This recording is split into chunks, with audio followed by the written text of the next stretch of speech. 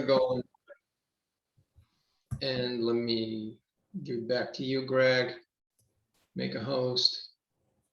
Yes. I believe my recording is on. So good morning, good afternoon, good evening, folks. Everyone, welcome to the largest and fast-growing global now large-scale Scrum meetup in New York City. Happy New Year to all of you. Today we have a special guest, a special treat. Actually, two good colleagues of mine, two friends, both certified LAS trainers and experienced LAS coaches and organizational design coaches. Greg Hutchings and Robert Breese from France and Germany, respectively. It's evening time for both of them. I will pass the baton over to them just in a minute. And just to prep you all, this is going to be a live and lively discussion about visual animation and sharing of scaling, agility, how to run online events to support LAS framework. Both Robert Breese and Greg Hutchings are very good at it.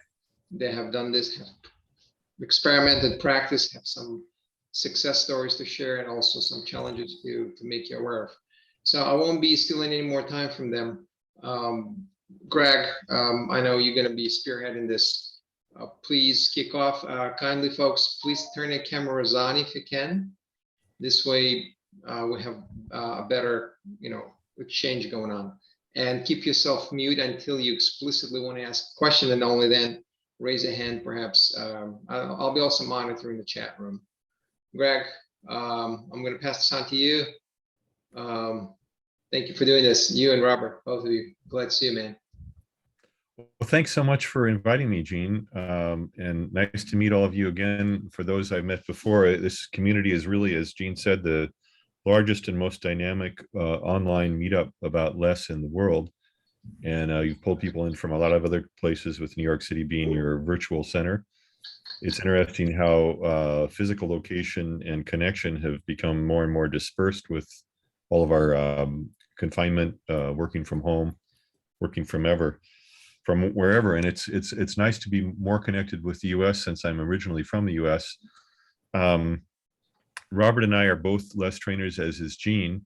So we know each other. We're a rather small community globally, I think less than 30 of us around the world. And we get together as often as we can. It's been less often physically and more often virtually in the last couple of years. And I think most of us have done a lot of innovation in trying to adapt to this distributed world. And what we want to share tonight is some detailed, specific examples of how we've adapted, how we are able to teach less, coach less, how clients we work with or others we know have adapted. And my personal attitude is that while it's been hard, it's also been an opportunity to be forced into new ways of working. And for LAS practitioners, the whole subject is a little bit loaded. In the LAS trainer community, there are some strongly differing opinions about whether you should really work online, whether you should only work with people who are co-located. We have a co-located feature team as a central role in LAS. And in the last 2 years, most teams have been working remotely. The LAS co-founder, Bas Voda, actually spent 9 months of last year working as a team member on a distributed team to see what it was like. And I think he found it to be difficult, but also enlightening. So I have a mural board that I'd like to share with you. If you look at the chat in the Zoom, I'm going to send you a link there. And it has a password. It's an open board that you can edit. So you should see the link there, and the password is simply LAS, all lowercase. And that board is where we'll be doing most of our shared visualization. I'm going to share the screen for the board with you right now. You can see what it looks like. And there's some additional content that Gene is going to be able to share that is client confidential, so he can't send you the link to the board, but we'll leave some time in our agendas to for him to show you some things he's done in sprint boundary facilitation in a Miro environment. This is just a brief agenda, so we're at about 10 minutes right now. Brief introductions. We want to show you some examples for about 20 minutes and then go into questions, talk about experience that you've had and get some feedback. We could spend a lot more time than an hour, but that's all that we have today. A little bit about myself. So I started a company, Amelia Services. I have offices in Paris, France, or near Paris where I live, where I am today, and in Seattle, Washington. You can reach me that way. We all have upcoming trainings. I have one coming up in a month or so, which will be online. And I like in-person training. I started doing it again this last fall. I had 3 sessions in person, really loved it, but I also love the online now, initially having been quite skeptical about it. So Greg, some examples. Greg, there's some feedback that the password doesn't work, the less password on the Miro board. Okay, let me just double check, just a second.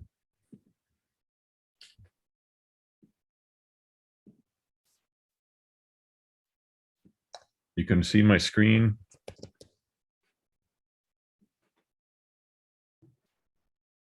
Oh, is it not letting me set that password? I'll have to make it something different. I'll make it all capital.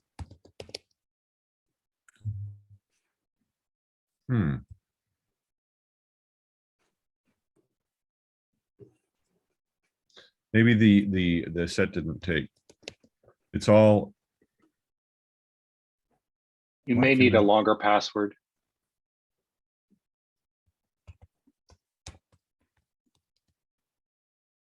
There it is. It's more or less, all caps. Thanks for the technical support, whoever gave me that. Can you get in with more or less? Yes. Thanks. Works now. Thanks. Okay. So organizations that are trying to adopt less, really the only option that many of them have had is online training. And incrementally, we've determined ways to do the events that you might do in a less adoption online. One of them you may or may not know about is a team self-design event. Who has heard of that before? If you give me a thumbs up. So this is, for me, one of the singularly most impactful and enjoyable events to facilitate as a less coach. You get a whole group of people. They might have been in a test department, a development department, architects, UX people. You get them all together in a big room in a physical environment, and they self-design their new teams. And the teams, to some extent, a template has been created in advance. And in several iterations, people decide who they're going to work with and perhaps on what they're going to work. And they are then given feedback by stakeholders and each other as to how well balanced the teams are. And by the end of the event, which usually happens in a few hours to a day, a new organization has been built. And starting the next day, you're on a new team, you have a new team name, and you begin working in a less environment.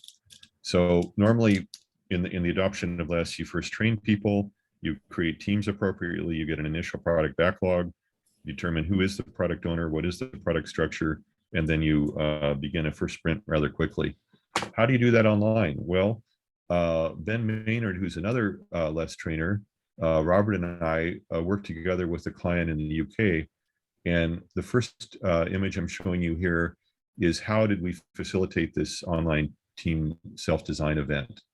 So this group had 150 some people, and they worked in several different sites. They worked in Bangalore in the UK, in Ukraine, and they worked in different roles.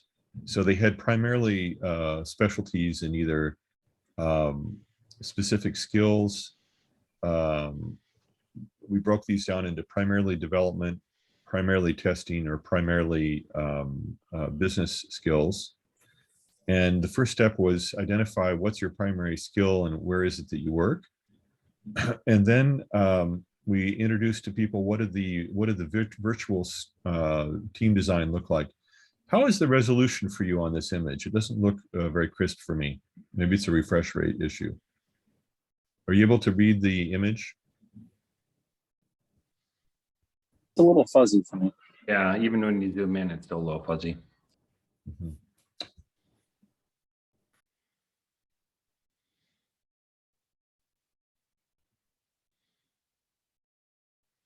Let's see if this is a little bit better. You see a new board that I've just pulled up? Yes. And I'll stop sharing my screen in a little bit. I think this is a better resolution. So the participants in the event were welcomed. There was a little bit of ice breaking. How do you feel today? Some community establishment. What communities might you be in? What are your interests professionally? The kind of a breakdown of what the event would look like. Some timing considerations, and then the actual activity where you've identified an avatar for yourself, and you're now invited to choose a team. So the teams were predefined in areas in terms of their structure, but not their contents. So nobody was pre-assigned to any team.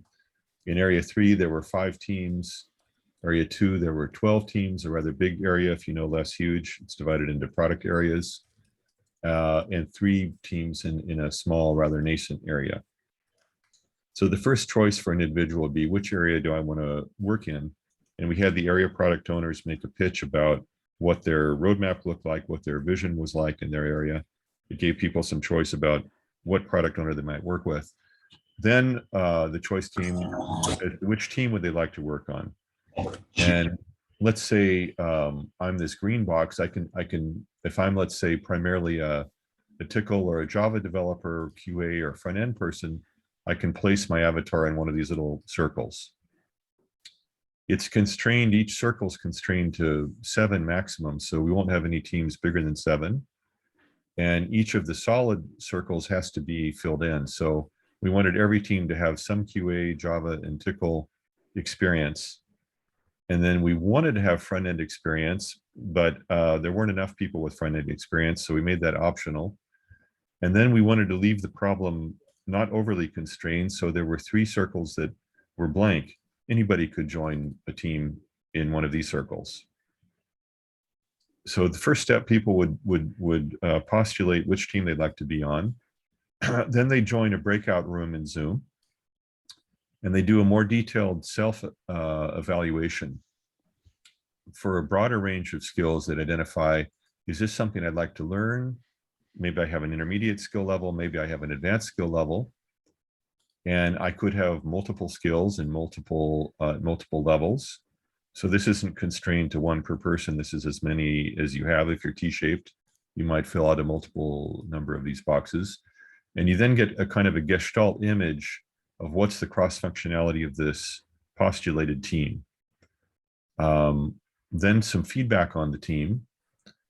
Internally, what would we like to do to get better by helping others or having others help us to get better? And how do we feel about ourselves as a draft team? We're the best, we're terrible, how do we feel? And then we get feedback from stakeholders who would say what they liked, what they didn't like, giving the team a little break. And then we'd be able to say, okay, we're looking pretty good now. We've got some teams that have some feedback that they need to act on, some other teams that don't feel happy with the way they are. Let's try a second time, keeping that feedback in mind. Pull everyone into the center of the room again, blank all of the circles so that you start afresh, and then do it again. And we did it 3 times until we ended up with over 20 teams here, about 20 teams that felt good about who they were and that had acceptable feedback. The way this online team self-design event was structured was that the management had given team members the right to choose which team they wanted to be on, but with the condition that they would validate or invalidate the outcome. So one of the first steps in doing this kind of an event is talking to management and getting them to be open-minded enough to try it. A lot of companies are really, they feel it's management's job to decide who works with whom.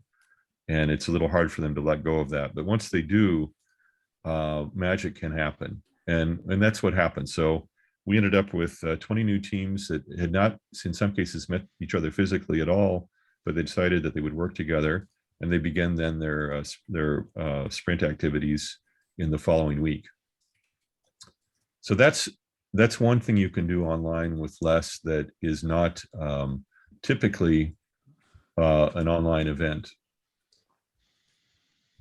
Jumping into another example of an online Miro board, if you've had from some of us an online less training, you might have already learned systems thinking and causal loop diagrams. And if you haven't learned that, I want to give you just a quick introduction to this powerful tool. Craig Larman, my friend and the main founder of Less, has converted his training to be almost 100% systems thinking, systems modeling using causal loop diagram notation. So if you aren't familiar with it, or as a quick refresher, if you are, the idea is that for complex systems, we have a hard time modeling them and understanding them. And often that's where the problems lie in an organization that's trying to improve. So if we can model the system in a way that we have a consistent understanding, we might have also a common understanding of what might make it better, and people can align and feel empowered to make changes. So in this case, we have a number of variables on these yellow Post-it notes. The variables are predefined. Of course, you can do this, and you'll have an opportunity to do it shortly on your own on a new problem. Between the variables, you want to look at cause and effect relationships. So how many product backlogs, what percentage of the total items the team knows well. So the more backlogs, probably the less each team would know them all well. They'd only know those in their own local backlog, right? So I can show a cause and effect relationship here, but in this case, it's opposing. So the more backlogs, the less percentage of the total items I know well. Are you with me? So let's look at another variable here. The ability of teams to change direction at the company level at low cost. The more you know well, the more easily you can do that, right? So here's another relationship. Now, these are called causal loops because eventually we're going to have a loop, and the loop is going to describe a system dynamic that is either reinforcing or balancing. So the more teams can change direction at the company level at low cost, if they understand it was accomplished by reducing the number of backlogs, that might reinforce. So the more you have that ability. Now, you may or may not believe what I just said. So you might say, well, let's make that belief visible. And maybe the belief is that we think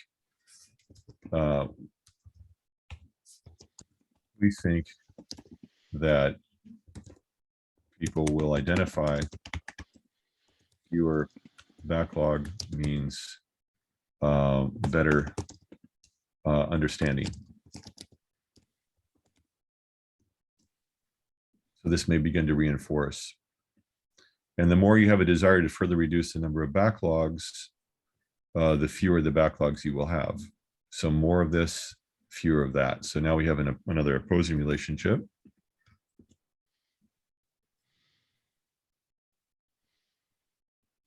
And now we have a loop. I didn't include these other variables. But we can analyze this loop and say, is it reinforcing or balancing?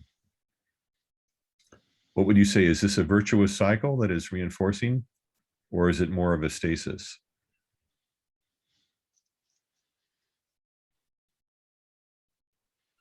It's probably a virtuous cycle. It's probably a reinforcing cycle. So this kind of activity is something we do in training, in coaching, with small teams, and it's scalable when you have a large group like we have today by using breakout rooms. So you just multiply this frame as many times as you have breakout rooms, and each team can work independently. That makes the training more effective and enjoyable, and it makes coaching better and more effective. One more quick example, and then I'm going to ask Robert if he can give an example, and then we'll switch over to some questions. The retrospective, unless we have team retros followed by an overall retro. Overall retros, if teams are dispersed, are sometimes not performed. I've found some clients that don't know why things aren't getting better, and I find out that they're actually not doing retrospectives. So that could explain a lot of why things might not be getting better. How can you do a good retrospective online? Well, there's many ways, but one that I really like, I find it really helpful with less huge, is Circles and Soup. And thanks to Diana Larson, who created this particular format. The idea with Circles and Soup is that the team that does a team level retrospective identifies the impediments they have that they can control. They put them in the center circle. The things that they can influence but need help with, they put in the second circle. And if they have no influence whatsoever, but it's affecting them, they put it in the soup. Now, the first effect of that is that a team can ventilate their frustrations and identify that, yes, they know there's a problem, but no, they can't do anything about it on their own, or they can help, but they need help from someone else. The second effect is when you roll this up among stakeholders who are there in the overall retro, they can provide help where it's needed and where it's requested. Not where it's not requested, but where it is requested. So you can have n number of these circles and soup, and then do an overall retro that is focused on the system level problems that are recurrent for most teams and of the highest priority for the greatest number of teams. This is a fairly easy thing to do with Miro or other similar tools. Robert, would you like to talk about what you've been working on? Yeah, sure, I can. I'm wondering if it makes sense first to go into questions related to what I've done so far. Yeah, because there's a lot of things, and there might be questions related to those. Or do you want to keep them all at the end? No, I'm happy to do that. I think that's a good idea. So let's take that suggestion. And I just realized that I'm sharing the wrong version of the board, which is all right because we haven't done any questions yet. It's almost the same board. And you guys, this is the one that you're on. So I'm glad to see Ed there. Hi, Ed. I have a little section here with questions. So before breaking down into breakout rooms, feel free to grab a Post-it, write a question on it, put it into this frame that is in the center of the screen that I'm sharing. And then we can dot vote them if there are too many and pick some that are most important. I don't think we'll need to actually dot vote them by the way I'm thinking of working with this. Does everybody see where I am here?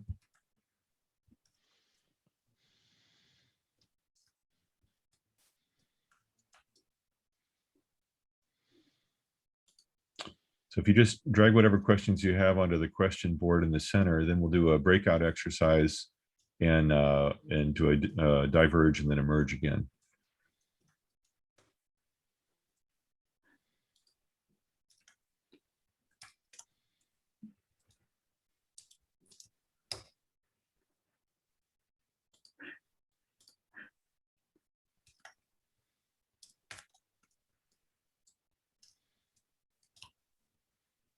Let me set a timer for a few minutes for this activity.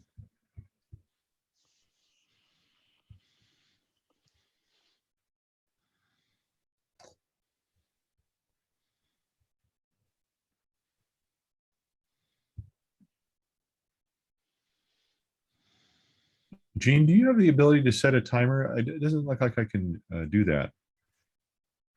I can just, the good old Okay, well, let's just give it about 3 minutes. 3 minutes. Just in Okay, terms of the so time. in 3 minutes, I'll give you a heads up. Thank you. And then we'll divide into teams, and you can pick one of the questions in your team to explore. in a breakout room.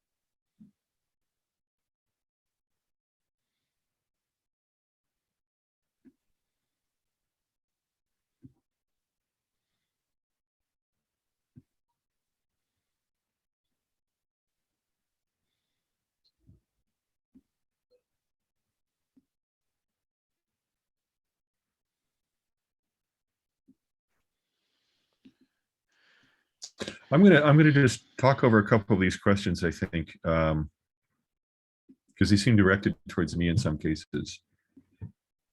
This one, what benefits have you seen the self-design resulting in? Huge morale improvement. That's frankly why I like it so much. Just much happier people.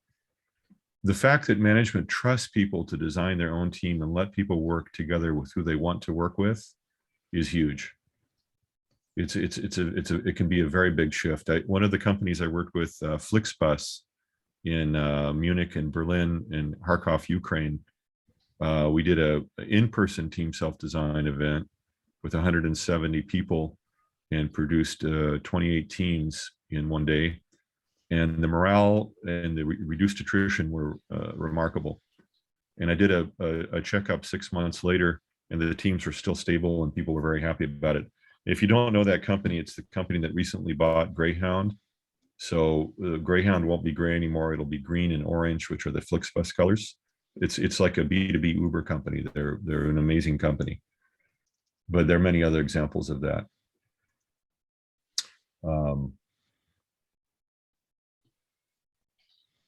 I have a related question. I dropped a sticky next to it on the benefits. Yeah. Can you speak a little bit more about your experience with leaders and how they were able to voice their commitment to letting the team self-design?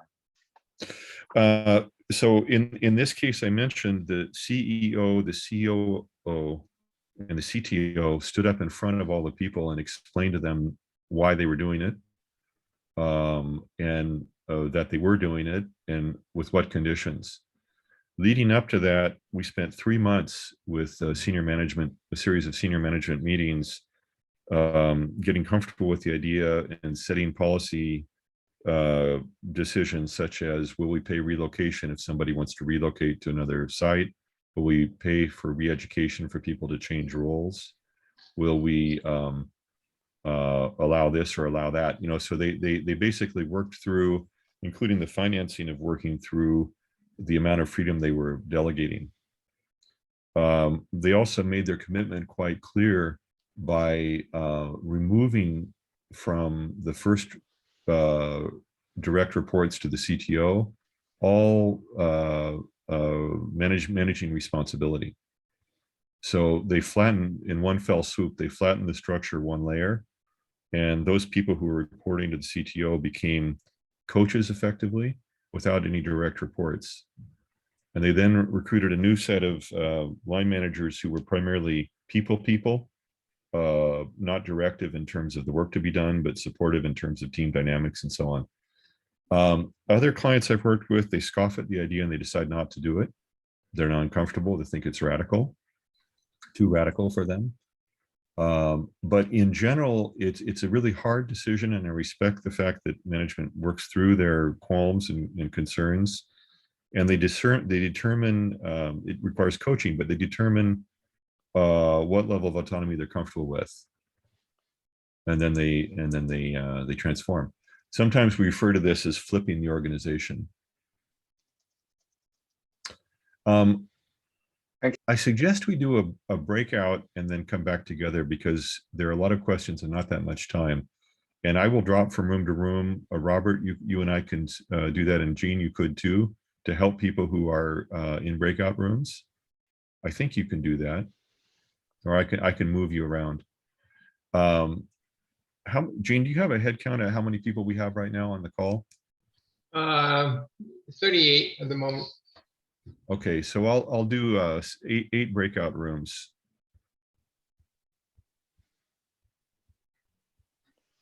That seems about right.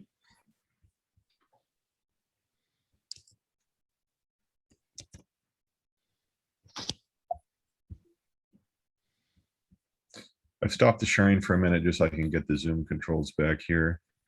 In the breakout rooms, you'll find yourself with some people, because I'm going to randomize it, who you'll have 5 minutes with to explore one of the questions. And just below the question board we're on there are some frames.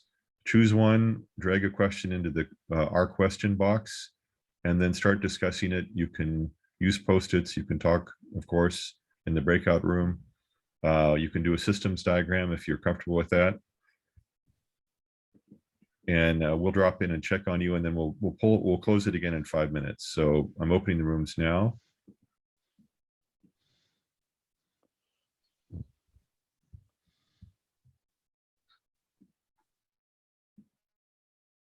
Hey, Gene. Hey, Looks like we landed in the same room. that's an interesting room. Jim, good to see you. Good Robert, to see you, Gene. Good to see you. know each other? Jim is Robert. Jim is one of CSDs here in the US. Very good person. Cool. Nice to meet you. He's been Good to meet you, Robert. Robert is one of the last trainers out of Germany, Munich. Hey, Dan, pleasure seeing you here as well. Hey, yeah, likewise. I've seen you before, Gene, for sure. UHG, thank you. Hi, guys. Hi, Nice to Dan. meet you Hi, both. Dan. Nice to meet you. So which question would you like to discuss? Any one that you like particular? Dan, what do you think? You know, my board is just spinning here, guys. I'm not able to see. Click on Greg's head, and in the top, it's like yellowish with a little blizzard, the lightning, and it will get you to the questions board. But I'm good with on Greg's hand here. I'm good with anyone. If we want to just, Pick one. I still can't see it. I'm not quite sure what's recording at the moment because I'm recording the session. Is it my room? Yeah, it's your room. It's It your is room, this, Jane. this room is recorded. I'd say. Well, it will be probably boring for people to hear just this room alone. Should have paused it, but anyway. You can always edit it out. Can somebody share? Let me see. No, I don't think so. Okay. Share screen. So there's a question there about how often do teams do the self-design exercise once they're up and running? And that's one that I think is that's interesting because the dynamics of what is currently being worked on in a product evolves over the product life cycle. So the team that's the right team today isn't necessarily the right team tomorrow. So I'm curious as to how and when it might be decided to reevaluate the team composition and use a technique like this to facilitate the restructuring of the team, as opposed to a retrospective, based on an iteration, and say, okay, take a look at the next set of work. What modifications do we need to make to be the right team for this next set of work? That's a good thing. I think that's absolutely interesting, and it's, I think, a hard debate. I was just reading the article by Jürgen Appello about differences between unfixed framework that he created and Les. And one thing that he criticizes is basically the fact that actually Les suggests for having stable teams, long-term stable teams. And there is there's the book, I think from Heidi about changing teams. And there are lots of theories there. There is examples by, I think Jürgen mentioned this in his blog about Tesla doing it every 3 hours, reteaming the teams. So that's to the max extreme. Or you can do it, every sprint or every couple of sprints and so on. So there are many ideas about the advantages of having, new team structures, changing the teams based on the needs and stuff like that. From my perspective, and the way I see it from Bas, from Craig, is the fact that a stable team, a team of people that knows each other pretty well and trust each other, will most probably outperform a non-stable team that has the better skills to do a job, but doesn't have the same trust and understanding of each other that a team has after working together for half a year or so on. So there's a balance that you have to do there. And also in my experience, having been working with each other, knowing exactly what someone knows and what doesn't, and also how they are like to work, what they are, easier to perform, what they like, what they don't like in, working together. This can have a huge impact. And, trust is something that, is created after a few weeks. It takes some time until you really know some person well. So that's why personally, I do think it makes sense to change teams, or it has a very good effect after a year or whatever, to have a new person join, to have a person leave, and so on, to have some new dynamics. But in general, I'm more also on the I support basically the less rule of having more stable teams and not do too often team change and reteaming. That's my personal view on that. Robert, I like that. I think the human dynamic there, the relationship and the trust within the team, it's so critically important. I was trying to probe, in addition to that, at a slightly different dimension of the question, and that is the nature of the work that the product requires. Something that's greenfield, new, might attract people that are creative. They like those kinds of challenges, coming up with something new, something different. Yeah. Over a period of time, it's possible that the nature of the work changes, and now we're in a main production mode. We have a lot of customers. We're beginning to get kind of routine operational type of work, and maybe some minor enhancements. And the people who thrive on that creative and innovative type of work, they might be bored and want to move on. So we can't just hollow out the team and have all those people go away. We need to attract people who like that kind of routine work where there's no real surprises. It's like, oh, it's 9 to 5, and I kind of know what the expectations are for my day. And they're people that like that kind of stability. And then all of a sudden there's a change in the market where a competitor does something unexpected, or new technology comes online, and the current state of the product is no longer viable, and you have to go back into that creative, innovative mode, where now those people that like that routine kind of work, they're uncomfortable, they're freaking out, they don't like that kind of work, so they want to leave. So we can't have the team crater with all those people leave. What we have to have is some way to see the work as it's arriving and have the team adjust itself, more of a evolutionary process normally, but every now and then more of a revolutionary process. And I guess that's what I'm trying to get at, Robert, here is in an evolutionary process, we can probably make slight team adjustments sprint to sprint. if there's a business domain or a technical domain that's needed for this particular set of work, but it's not a long-term thing, it's just a temporary thing. Maybe we recruit someone and they become part of our team for this sprint and maybe the next until we've kind of finished with that, and then they go away. Versus something that's really radical and has shifted things up, and it's not just a minor adjustment. It's now we really need to rethink our whole team. Yeah, that's unfortunately Session.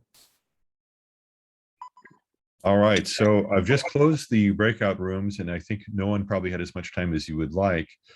Partly to demonstrate the merge, diverge, merge cycle and scaling it up. So normally you'd not make it so accelerated. You have a little more time, a little more organization.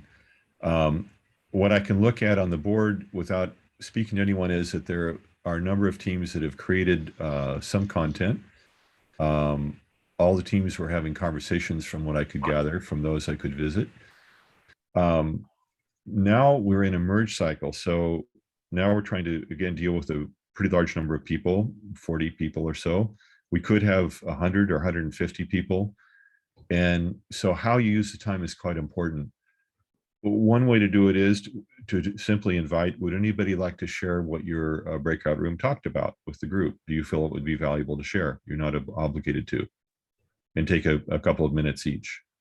You can also share visually so everyone can look on their own to see what other teams might have described. So I make an invitation. Would anybody like to bring up what you discussed for a minute or two and share your discussion? And do you have any pointed question that maybe I or Robert or Jean could answer?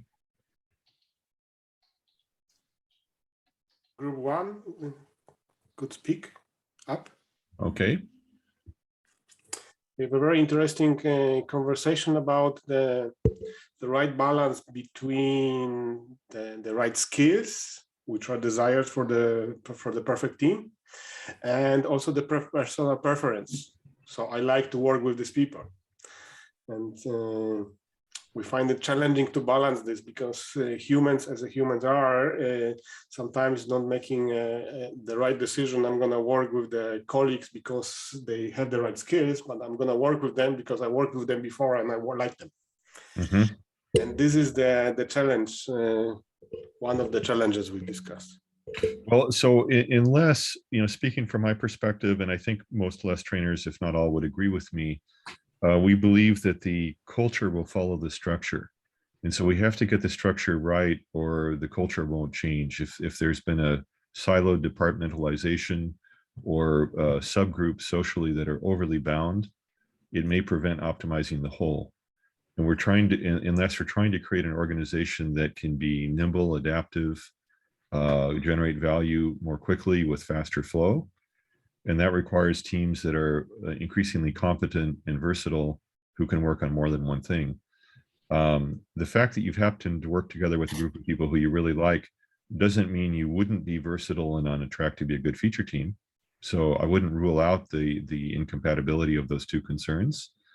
But when push comes to shove and you have to decide on one thing versus the other, the blueprint, so to speak, that we looked at in the Miro board is a forcing function that you have to solve the problem by having a certain amount of skill diversity, which is both feasible because you predetermine that in designing it, and desirable in terms of delivering value. So knowing what your product is, what does it require? It doesn't mean that all teams will be able to do all things. And that belief can be kind of defeatist from the point of view of proceeding. If people begin to believe, well, it's not possible for all people to do all things, so it's not possible to redesign our teams, it's a false dichotomy. It's a false assumption. So inherently, a team is going to be a learning environment, and there will be people in the team that are learning new things faster than they would have before. Some amount of disruption generally creates learning opportunities for people, and some amount of comfort emotionally and personally helps people to be happy at work, stay at their job, learn new things, and learn things from people who they like and they enjoy. So in doing this team self-design event, we're trying to counterbalance these different issues. And as you say, it is a dynamic that is not easy to solve, but it's much easier for the people concerned to solve it themselves than for managers to solve it. The problem for managers is that once you become a manager, and I remember this when I became a manager, suddenly the hallway conversation stops when you walk by. People don't trust you. They know that you might be able to fire them. They know that you'll be able to do a review and control their future pay. And so they want to say the right thing more often than not. And as soon as you leave, then they'll start talking about the real stuff again. So if you let people design their own teams, they don't have to say, look, I really hate Mary. She screwed me 2 years ago and I'll never work with her. You just don't pick that team. You don't have to bring it up. It's too uncomfortable. It's like going to a restaurant and deciding, you know, in a work environment, what table do you want to sit at? People are perfectly capable of doing that very easily without direction. And this is just an extension of that general thing. So the balancing is done by the people involved. And if they don't have all the skills, if the team is complete, they fill it in by learning. There are some other things that help. The traveler pattern, you know, if you have a scarce skill that not all teams will be able to have, a traveler can move from sprint to sprint and team to team and help people scale up. Is there another question? I hope that helped a little. Gonna take a quick pass here. I'd like to give Robert some time to go through a really nice example he has of facilitating sprint boundary meetings with Miro. Let's take one more question and I'll limit it to 1 minute response. Mine's like sort of a comment. It's we are team 5 and we struggled even framing what the optimizing goal was. I mean, it's like we went so far down in the question, like, what do you do with science non-dev teams? And there's a lot of like understanding the domain, but then it was like, oh, well, like, what are we trying to optimize for? And our time ran out. So it occurs to me that like getting that question right is important, or at least, you know, making a hypothesis about what are we trying to achieve? What's our system optimizing goal, to use alarm term, sorry. That's a very good point. I think it's good for you to share that. And I don't have any comment other than to say it's a very good point to know what you're trying to do or why you're trying to do it. I mean, I could speculate that it's maybe times at bat. It's like startups, you know, how many experiments can you do that are relevant with results that are useful to iterate faster? But that's simplistic. I wish we could go on quite a bit longer. Robert, I want to pass the baton over to you. Thanks, Ed. And ask if Gene, Greg, so how much time is scheduled for this session? We have a total of 7 more minutes. Because I was wondering, I was just writing to Gene in the chat. You want to do a separate session later? Yeah, we can do a separate session later and use the last 7 minutes to discuss the open questions. I appreciate your good advice. When Gene, if he does, and I hope he does, publish another meetup with Robert's board, I'll definitely join out of really admiring his work and encourage you to go because it's great stuff. Let's go to another question then. Thanks, Greg. I mean, we can pick up the breakouts room 6. We had a very similar question related to the first one. If there is any, like, if we do this self-designing exercise, even after some times, like the question was, it doesn't make sense to change the team designs and to have it. And I thought that's a very interesting question, because on the one side, like, we love in LESS to have long-term teams that stick together for a while to create that trust. But I think Jim he mentioned that there are some teams that you know, that love to work on innovative things, that like to figure out new solutions for new problems, stuff like that. And then there are basically characters or people in teams that like to, you know, work on specific parts of the software that they have been explored for a longer period of time. What I personally like, and we haven't answered this in the chat room, so that's why I wanted to give it right now, is like, there's one thing that I really love about LESS is the fact that there are like teams are not assigned work in less, right? Teams are able to choose what they want to work on. And that's a big power of, that we have basically in Scrum, when we have one team that people can pick the items that they are trying to work on, and we replicate this in multi-team setups, allowing teams to pick up the work that they like to do. So with this, we don't need basically a new self-designed team, but we let the teams basically choose the work that they prefer to work on. And there might be teams that have, like, they are more interested in solving new problems, and there are teams that are like to stick to their knowledge and work on and the things that they are capable on. And by that, we generally didn't see, or I haven't seen the need for doing self-design workshops after some time. I don't know about you, Greg. Or I have seldom, but I have seen it occur. One question is how to future-proof organizational design in a fast-growing company. And you can't future-proof things forever, but in one client, they knew they had a 40% hiring target for the year, and they designed teams with the extra space in them to be able to accommodate newcomers without having to sell, divide, or otherwise reorganize. Over time, though, there's a kind of a pushback by people who believe in specialization, that teams should become increasingly specialized, which tends to move more towards component teams and deal with throughput questions rather than learning challenges. And I think what you just mentioned about the fact that teams can pull the work they want to is a good counter argument to trying to overly specialize the design of teams to do only certain things. So I would try to inoculate against over specialization. On the other hand, in some very complex domains like autonomous driving, there really is far too much for any team to be able to do everything.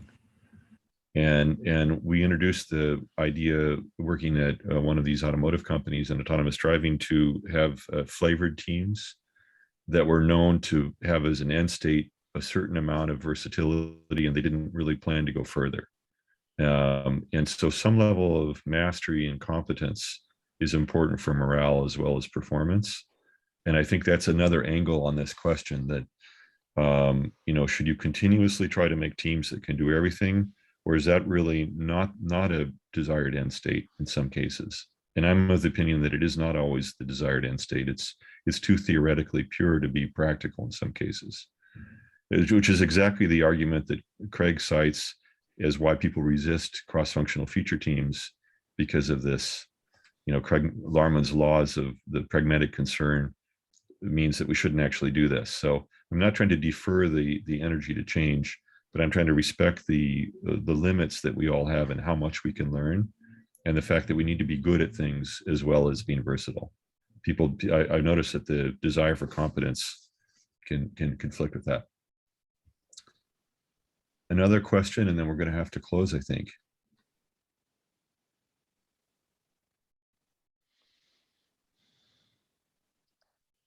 Hey, folks, we've got 2 minutes. Please just ask, shoot from the hip.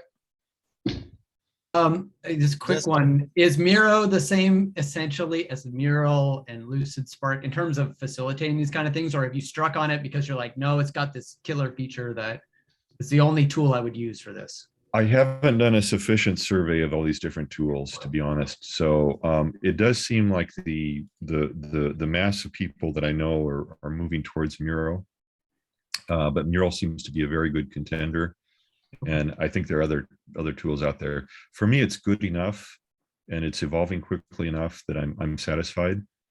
I love the crowd management, attention management feature.